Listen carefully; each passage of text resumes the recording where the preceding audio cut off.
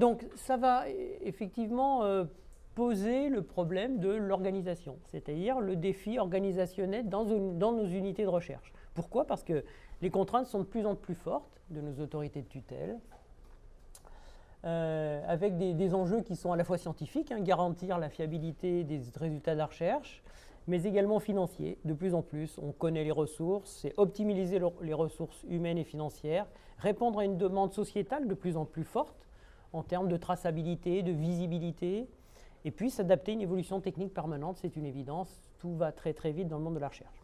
À ceci s'ajoutent des difficultés récurrentes dans les unités de recherche.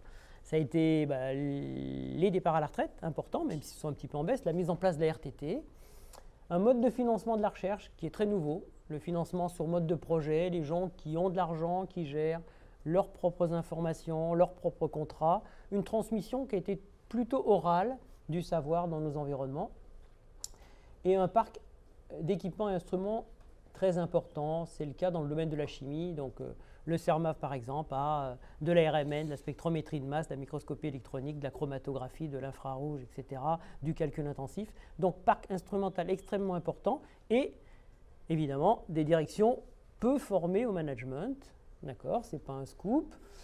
Un petit exemple, voilà, une photo, c'est pas trafiqué, une photo d'un de nos directeurs de recherche, de la prise en 2016, voilà, c'est récent. Donc, vous allez après leur parler de management, d'organisation, c'est difficile. Donc, parce que, mais leur idée quand même, alors j'ai essayé d'anonymiser, je pense qu'il n'y a rien qui permet de... Mais je l'ai pris, il n'était pas là, parce que sinon, s'il voit que j'ai pris son bureau, il va hurler. Bon, toujours est-il qu'ils ont quand même cette vision qui oppose la créativité avec le management. C'est-à-dire, si on les manage, si on organise, ça va brider leur créativité. Bon. Voilà, donc, quel est le besoin face aux difficultés qu'on vient de rencontrer, qu'on vient de citer? C'est optimiser le fonctionnement de nos laboratoires. Donc pour ça, on se tourne vers des référentiels. Il y a eu quelques référentiels qui ont été mentionnés hier, quand on a parlé de risque, la sécurité, le 27001, 27005, la 19115, etc. Donc voilà, en gros, un référentiel, une norme, c'est l'état de l'art, de la technologie au moment de sa rédaction. C'est obtenu par consensus.